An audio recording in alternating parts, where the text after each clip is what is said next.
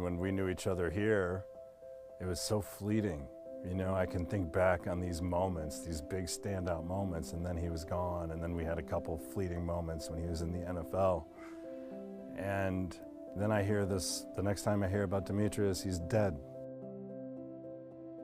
Demetrius, I was a little bit older than Demetrius when he got there on campus, but as soon as he stepped on, he was very inspirational amongst the team. I'm completely honored to be in front of you, showing you our life's work. He was a people person, and he could see that every piece of the puzzle needed to be put together to make it work. I feel like I know Demetrius now more than I've ever known him, and I feel like Demetrius is a part of me. That being said, if Demetrius was here right now, it would be a much better story. A moving tribute to former Notre Dame team captain Demetrius DuBose. A leader on the football field. DuBose was killed on July 24th, 1999 over a misunderstanding with police in San Diego, California.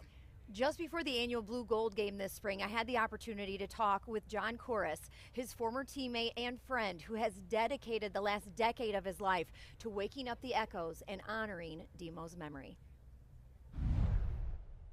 This is our Notre Dame captain. This is our Notre Dame All-American. What are we doing? And like other guys didn't know. I'm telling them, and they're getting upset. They're crying. For the past 10 years, John Kouris has poured over thousands of pages of evidence about the death of his friend and teammate, Demetrius DuBose. This is a crime scene walkthrough and an interview from the homicide report. Turning countless hours of testimony, police reports, and interviews with eyewitnesses, family, and teammates into a documentary, Demetrius DuBose, All-American. This is his story, and it's a story of a time and a place that should be remembered forever. Kouris grew up the son of a drama teacher and college football player turned lawyer. He turned down scholarship offers for a preferred walk-on opportunity to play football at his dream school, the University of Notre Dame, for legendary head coach Lou Holtz. Once I got a letter from Lou Holtz.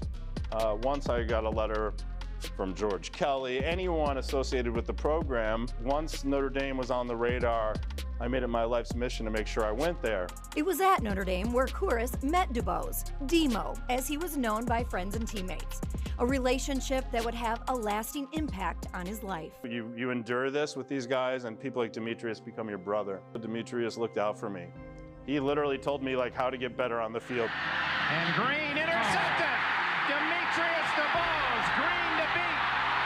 DuBose, touchdown Notre Dame. Off the field, he was really cool. 3.5 years, double major, finance and international business. He got great grades. He did really well academically, graduated early, really well loved. Like everyone knew Demo at Notre Dame. He could have been the mayor of campus. Demetrius DuBose, the All-American linebacker. He was a leader. He was a flat-out leader. And, you know, that was one of the coldest defenses we've had. And he was the heart and soul of it, no doubt about it. I can't describe it. It's great just to be a part of Notre Dame, and I think really the tradition showed up today. I can't say enough about the tradition, and I'm glad I came here, and that's just the way I wanted to end it. I think I'm a part of something great. Demetrius was the 34th overall selection by the Tampa Bay Buccaneers in the 1993 NFL Draft. But after 4 seasons, his professional career fell short, struggling at times with the transition to life after football. He traveled abroad, had some run-ins with the law, and experimented with recreational drugs. Eventually moving to San Diego, where he fit right in and began to pursue a new passion, beach volleyball. It's a beach culture, it's a surfer culture, it's a volleyball culture. I mean, that's happening all the time. There's never a stranger there. July 24th, 1999. DuBose climbed onto a neighbor's balcony to watch the sunset, entering the condo and falling asleep on the bed. The homeowner found him and called police. Despite having worked it out amicably with the homeowner, when police arrived and attempted to arrest him, Demo took off running. They beat him with nunchucks. He's an Olympic-type athlete. He disarmed them with their nunchucks. He did. He did not swing at them. No witness ever, not one witness says that he swung at them with it. In fact, Rita Yanker says he placed the nunchucks on the ground and starts walking away, and then he shot directly in the back. Demetrius was unarmed and shot multiple times. 5 of those shots in the back. He was 28 years old. And on the night that police shot him, officers say DuBose was fighting with 2 police officers, snatching away their nunchucks and attacking. The officers were never criminally charged. But in May of 2000, the Citizens Review Board on Police Practices concluded while the shooting was a justified use of deadly force, the 2 officers did not exercise sufficient discretion. In February of 2003, a federal jury in a wrongful death suit found the officers to be not liable.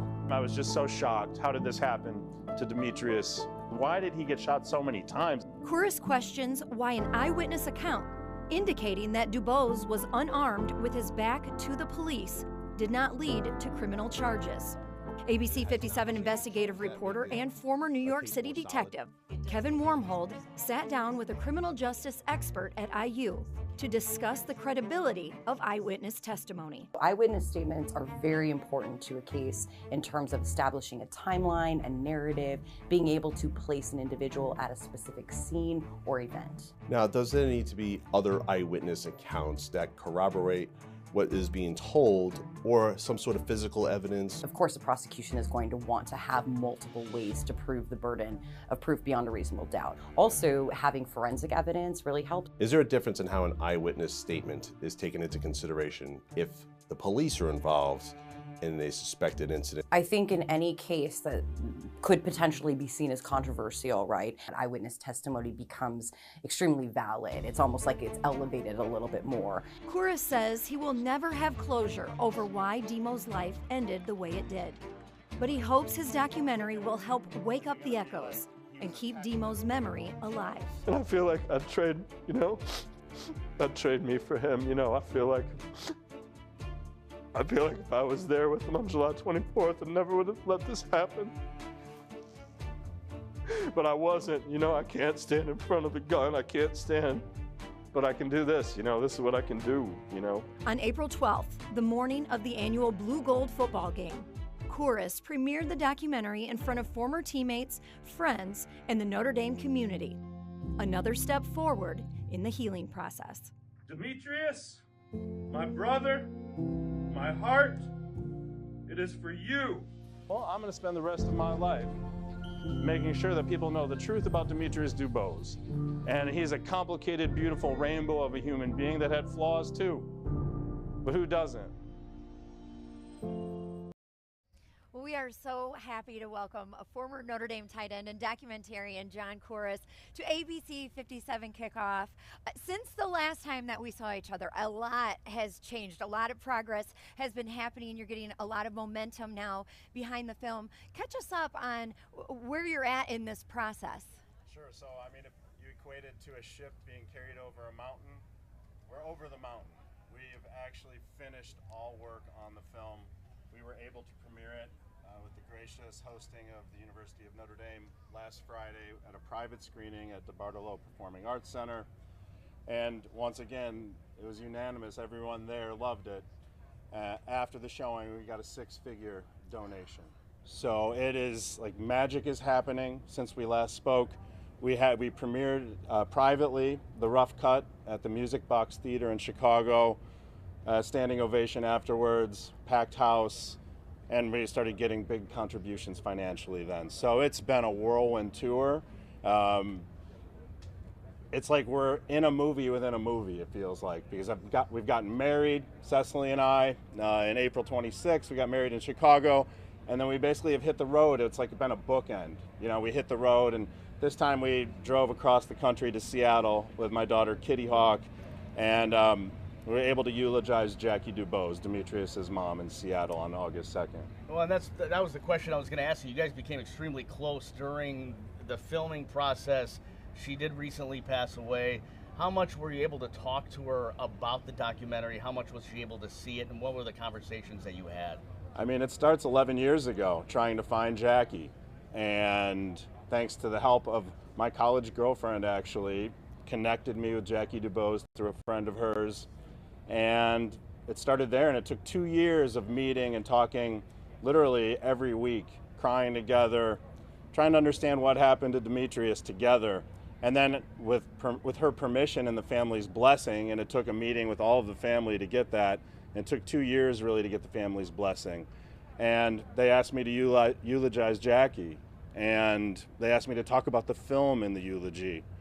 And that family is my family. I say that humbly.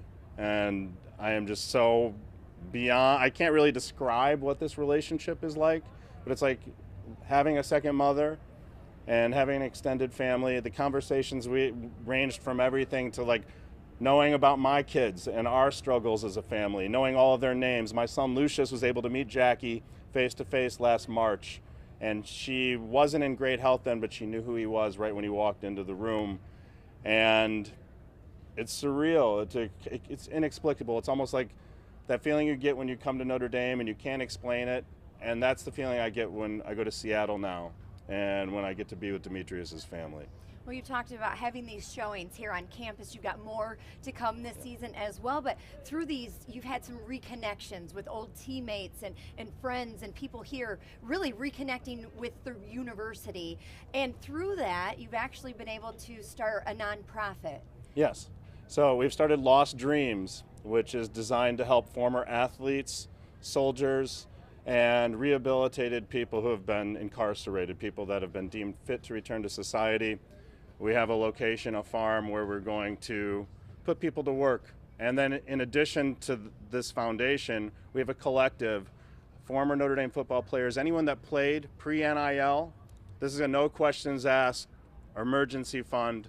We anticipate with the groundswell of momentum we have with the film that anyone that played at Notre Dame prior to 2021 will get a couple $1,000, no questions asked. Have a treat, donate it, do what you want. But those guys helped build this stadium that Rockne built. We helped build the additions to the stadium and this, everything you see here. And I believe that like it's time and we're gonna fill a gap.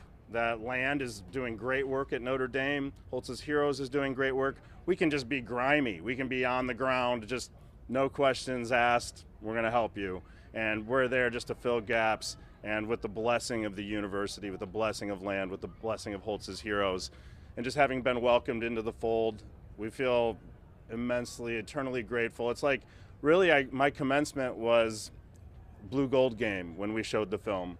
And now here I am. I really feel like finally I'm this Notre Dame man who's ready to take on the world. Yeah, maybe I'm 51 years old, but better late than never. Absolutely. Your passion it's culpable. You can feel it.